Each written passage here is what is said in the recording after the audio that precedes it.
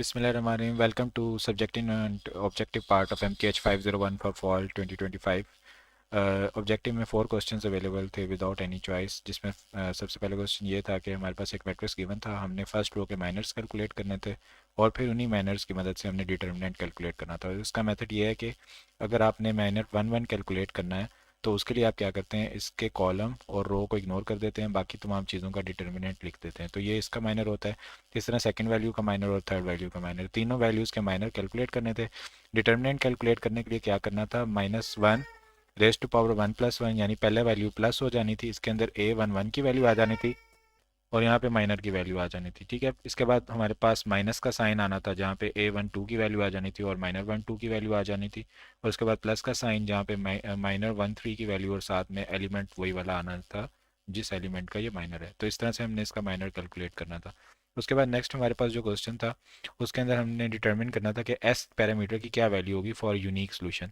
तो unique solution के लिए हम क्या करते हैं, कोफिशिएंट मैट्रिक्स का डिटर्मिनेंट ले लेते हैं। तो कोफिशिएंट मैट्रिक्स हमारा बन रहा था 6s 4 9 एंड 2s। ठीक है, तो अब आप इसका जब डिटर्मिनेंट कैलकुलेट करते हैं तो हमारे पास आता है 12s² इज इक्वल टू 36। तो इसके बाद हमारे पास जब आप इसकी वैल्यू कैलकुलेट करेंगे तो डिटर्मिनेंट अगर हमारा जीरो के बराबर होता है तो हमारे पास यूनिक सोल्यूशन नहीं होता। तो आप इसको जीरो के इक्वल पुट करते थे, एस की वैल्यू आ जाती थी +-√3। तो हम बोलेंगे कि डिटर्मिनेंट जीरो के बराबर नहीं होना चाहिए, यानी एस +-√3 के बराबर होना चाहिए। उसके अलावा तमाम वैल्यू ऑफ एस के लिए हमारे पास सोल्यूशन अवेलेबल था। नेक्स्ट हमारे पास क्वेश्चन था कि हमने चेक करना था कि हमारे पास यू वी एंड डब्ल्यू ये लीनियरली इंडिपेंडेंट हैं या नहीं है। तो अगर आप देखें तो इसके अंदर हमारे पास तीनों वेक्टर एक दूसरे का मल्टीपल भी नहीं है और उसके अलावा इनके अंदर कोई जीरो वेक्टर भी नहीं है, और जो नंबर ऑफ वेक्टर्स हैं वो नंबर ऑफ एंट्री से ज़्यादा भी नहीं है। तो इस तरह से हमारे पास अभी तक जो डिपेंडेंस वाली चीज़ है वो हम नहीं फाइंड आउट कर पाए। तो इसके बाद हम क्या करेंगे कि का हम डिटर्मिनेंट कैलकुलेट करेंगे। अगर डिटर्मिनेंट नॉट जीरो के इक्वल आ गया तो इसका मतलब ये लीनियरली डिपेंडेंट होगा। तो इसका डिटर्मिनेंट अगर कैलकुलेट करते हैं तो हमारे पास जो इसका सबसे पहले जो कोफिशिएंट मैट्रिक्स बनता है, कोफिशिएंट मैट्रिक्स जब बनता है हमारे पास वो बनता है 1 2 5 2 5 1 एंड 1 5 2। ठीक है, जब आप इसका डिटर्मिनेंट कैलकुलेट करते हैं तो हमारे पास वैल्यूज़ आ जाती हैं 24 के इक्वल इसका डिटर्मिनेंट आया था जो कि नॉट इक्वल टू जीरो है, इसका मतलब ये लीनियरली इंडिपेंडेंट सेट था। उसके बाद हमारे पास एक क्वेश्चन जिसमें A X is equal to C relationship given था, मैट्रिक्स ए की वैल्यू दी गई थी, सी की वैल्यू दी गई थी, हमने वैल्यू एक्स की फाइंड आउट करनी थी जिसके अंदर x1 की वैल्यू 0 के बराबर आ रही थी और x2 की वैल्यू 1/2 के बराबर आ रही थी। यही क्वेश्चन थे सब्जेक्टिव के। उसके बाद जो हमारे पास ज़्यादातर ऑब्जेक्टिव वो इस फाइल से कवर थे, तो इस फाइल को मैं एक बार ओवरव्यू दे देता हूँ। सबसे पहले हमारे पास जो 7x एक जबरी टर्म है, इसके अंदर 7 जो है वो एक, जिसके अंदर 7 हमारे पास कोफिशिएंट है और x हमारे पास वेरिएबल है। इसके अलावा एक और क्वेश्चन था इसी तरह का कि जिसके अंदर पूरी एक अलजेब्रिक एक्सप्रेशन गिवन था, पूछा गया था इसमें टर्म्स कितनी है, तो उसका आंसर 3 के इक्वल था, 3 टर्म्स उसमें गिवन थी। उसके बाद हमारे पास यही सेम क्वेश्चन था कि पिवट कॉलम हमने सेकंड रो में बताया, तो इसका आंसर है -3। उसके बाद हमारे पास जो क्वेश्चन था ये मैट्रिक्स है, इसके बारे में बताना है। तो ये हमारे पास जो है ये क्वेश्चन गिवन नहीं था, लेकिन मैं फिर भी इसको कवर कर रहा हूँ कॉन्सेप्ट को, क्योंकि इस तरह का क्वेश्चन आ सकता है। इस फाइल से काफ़ी ज़्यादा ऑब्जेक्टिव्स थे। तो हमारे पास ये इस टाइम एचेलॉन फॉर्म के अंदर है, रिड्यूस एचेलॉन फॉर्म के अंदर नहीं है क्योंकि जो 1 है उसके ऊपर वाले एलिमेंट 0 के बराबर नहीं है। तो ये एक एचेलॉन फॉर्म के अंदर मैट्रिक्स है। रिड्यूस एचेलॉन फॉर्म मैट्रिक्स इस की जो है वो when variable x is equal to 3 और ये हमारे पास गिवन है, तो हमने सोल्यूशन बताना था। तो हम क्या करेंगे कि इसका सोल्यूशन बताएंगे जो कि इक्वल टू होगा 5 6 एंड 0। ठीक है, उसके बाद हमारे पास ये बी जो है और इसकी ये लीनियर कॉम्बिनेशन है, ए का लीनियर कॉम्बिनेशन ये है, तो कौन सा ऑप्शन करेक्ट है। तो हमारे पास दोनों जो हैं वो स्पैन कर रहे होते हैं u1 u2 के ऊपर, क्योंकि दोनों इनके कम्बिनेशंस में लिखे जा रहे हैं। उसके बाद हमारे पास होमोजीनियस सिस्टम है, इसका अगर ट्रिवियल सोल्यूशन होता है तो वेक्टर एक्स की वैल्यू किसके बराबर होती है, ये भी आज ऑब्जेक्टिव में क्वेश्चन पूछा गया था। अगर होमोजीनियस सिस्टम का नॉन जो है ट्रिवियल सोल्यूशन है तो इसके लिए क्या होगा कि एक variable at least one free variable होना ज़रूरी है। उसके बाद हमारे पास एक ये इक्वेशन गिवन है, इसका जनरल इक्वेशन जो है A X is equal to B का ये एज इज दिया हुआ है। तो हमने पैरामीट्रिक इक्वेशन इसकी बतानी थी, तो इसमें हम क्या करेंगे, p is equal to t v, p plus t v sorry x is equal to p plus t v, इसको लिख देंगे, इसको p ले लेंगे, इसको v ले लेंगे, इसको t ले लेंगे।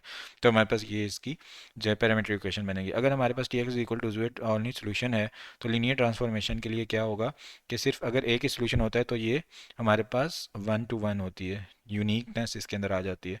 लीनियर ट्रांसफॉर्मेशन जो है मैट्रिक्स ए में ट्रांसफॉर्म की जाए तो ए का ऑर्डर क्या होगा, जो हमारे पास नंबर ऑफ रोज होती हैं इस तरह होती हैं, तो एम मल्टीप्लाई बाय एन हमारे पास ऑर्डर होगा।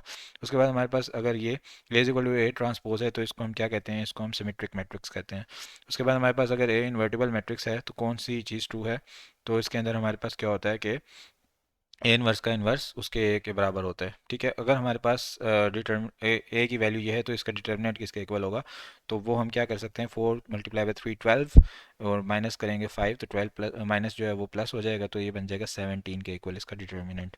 उसके बाद अगर system of equation solve using Jacobian method ये भी पूछा गया था, तो हमारे पास इसका आंसर था ऑल ऑफ द अबव, क्योंकि क्वेश्चन ये था कि हमारे पास डिटर्मिनेंट, एक ऑप्शन था डिटर्मिनेंट के ऊपर वाली वैल्यू भी जीरो होंगी, डिटर्मिनेंट के नीचे वाली वैल्यू भी जीरो होंगी, और एक ऑप्शन था all of the above both a and b. तो बोथ ए एंड बी इसका आंसर ठीक था, क्योंकि इसके अंदर हमारे पास बिलो और डायगोनल दोनों जीरो होती हैं। ठीक है, उसके बाद हमारे पास सिर्फ इसके अंदर हम डायगोनल की एंट्रीज जो होती हैं वो हम नॉन ज़ीरो लेते हैं, बाकी तमाम हम ज़ीरो लेते हैं इस एम मैट्रिक्स के अंदर जैकोबियन मेथड में। इसके बाद हमारे पास जो नेक्स्ट क्वेश्चन था दैट वाज ये था कि x जो है स्ट्रिक्टली डायगोनली डोमिनेंट है या नहीं, तो हम चेक करें अगर इसका डायगोनली ये वाला बड़ा है इससे और ये वाला इससे बड़ा नहीं है तो ये डोमिनेंट नहीं है। उसके बाद नेक्स्ट है कि if a is equal to 2 3 4 5 which of the following is minor of entry two one. तो अगर हम माइनर देखें तो हमारे पास सेकंड रो और फर्स्ट एलिमेंट ये बन रहा है, तो इसके बाद सेकंड रो और फर्स्ट कॉलम का तो 3 इसका माइनर बनेगा। उसके बाद हमारे पास है is equal to 4 5 6 7, value of c two one क्या होगा, तो को फैक्टर की वैल्यू आप कैलकुलेट कर सकते हैं। को फैक्टर का फार्मूला होता है -1 रेज टू पावर 2 प्लस 1 यहाँ पे आ जाएगा, और उसके बाद हमारे पास A21 आ जाएगा, जिसके मतलब हम उन वैल्यूज़ को इग्नोर कर देंगे और हमारे पास वो एलिमेंट आ जाएगा वहाँ का।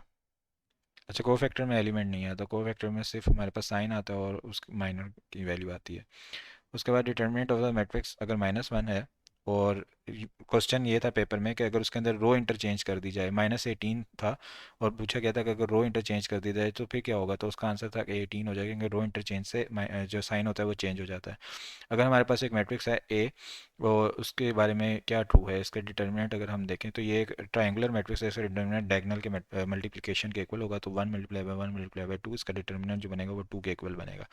उसके बाद नेक्स्ट है कि अगर एस हमारे पास v1 is equal to 1 two v is equal to 4 8, तो हमारे पास कौन सा अप्रोप्रिएट ऑप्शन है, तो अगर आप देखें तो ये हमारे पास मल्टीपल हैं एक दूसरे के, तो ये लीनियरली डिपेंडेंट है। उसके बाद हमारे पास नेक्स्ट वो रिपीट हो रहा है क्वेश्चन, हाँ ये वाला था कि इसके इस तरह का एक क्वेश्चन था, उसमें पूछा गया था कि टर्म्स कितनी है, तो एक दो तीन, तीन उसका आंसर था, 3 टर्म्स इसकी बनती हैं। उसके बाद ये वाला क्वेश्चन भी था बिल्कुल एज इट इज़ कि इसका कोफिशिएंट मैट्रिक्स क्या बनता है, तो ये बनता है 1 -2 1 और 0 2 -7 और -4 3 9, ये इसका कोफिशिएंट मैट्रिक्स बनता है। सेम यही क्वेश्चन रिपीट हुआ था। उसके बाद टू सिमिल्टेनियस टू वेरिएबल्स में अगर उनका कोई सोल्यूशन नहीं है तो वो क्या होती हैं, पैरेलल एंड डिस्टिंक्ट होती हैं अगर उनका कोई सोल्यूशन नहीं है। उसके बाद हमारे पास रिड्यूस एचेलॉन फॉर्म है वो ये है, और फ्री वेरिएबल है तो इसका सोल्यूशन क्या होगा, ये रिपीट क्वेश्चन है। उसके बाद A X solution which of the following is true, अगर A X is equal to B का सोल्यूशन है तो कौन सा इसमें से ट्रू होना चाहिए, ये इसके अंदर ट्रू होना चाहिए कि पिवट पोजीशन तमाम रो के अंदर अवेलेबल होनी चाहिए अगर उसका सोल्यूशन है। अगर homogeneous a is equal to 0 trivial solution तो वेक्टर एक्स की वैल्यू 0 होगी, ये क्वेश्चन भी आज एग्जाम में आया हुआ था। उसके बाद हमारे पास अगर आर एम एंड ट्रांसफॉर्मेशन है और t x is equal to a x then which of the following is true for a, ये भी क्वेश्चन में आया हुआ था। तो हमारे पास जो ट्रांसफॉर्मेशन का मैट्रिक्स होता है वो एक यूनिक मैट्रिक्स होता है। उसके बाद हमारे पास which of the following is true for linear operator L, ये भी पूछा गया था कि ये जो हमारे पास एक एग्जांपल गिवन थी और पूछा गया था कि ये एग्जांपल क्या है, तो उसमें बताना था कि ये अराउंड एक्स एक्सिस रोटेशन की गई है, रिफ्लेक्शन की गई है सॉरी, क्योंकि जो चीज़ स्टेबल रखी जाती है उसके अबाउट होती है और जिस वैल्यू का साइन चेंज होता है वो वाली रिफ्लेक्शन होती है। तो ये भी एक एग्जांपल दी गई थी, जैसे दो वैल्यूज़ थी 1 और 2 और दूसरी तरफ वैल्यूज़ थी 1 और -2, तो पूछा गया था कि ये अबाउट विच एक्सिस है और क्या है ये रिफ्लेक्शन, उसका आंसर था। उसके बाद हमारे पास ट्रीज ट्रांसफॉर्मेशन है अगर, तो कौन सा ट्रू होगा लीनियरिटी के लिए, तो इसके अंदर हमारे पास आई थिंक ये वाला ऑप्शन ट्रू है लीनियर के लिए। ठीक है, इसके अंदर जो हमारे पास एडिशन का प्रॉपर्टी होती है वेक्टर एडिशन की, ये ट्रू होनी चाहिए। इसमें ये वाली और ये वाली, हाँ ये नहीं है, ये सी इसके साथ ही आएगा यू के साथ और डी इसके साथ ही आएगा। ओके। उसके बाद हमारे पास अगर ए मैट्रिक्स गिवन है ये और दूसरा ये मैट्रिक्स गिवन है तो हमने बताना है कि कौन सा ट्रू है।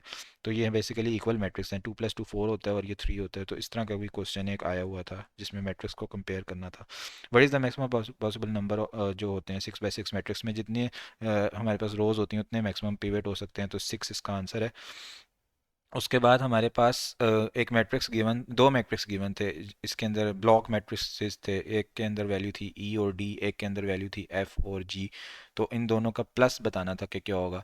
तो एक जो ऑप्शन था उसमें ई प्लस एफ और डी प्लस जी ऐसे ऊपर नीचे करके लिखा हुआ था, और एक में आमने सामने लिखा हुआ E plus S D plus E जी।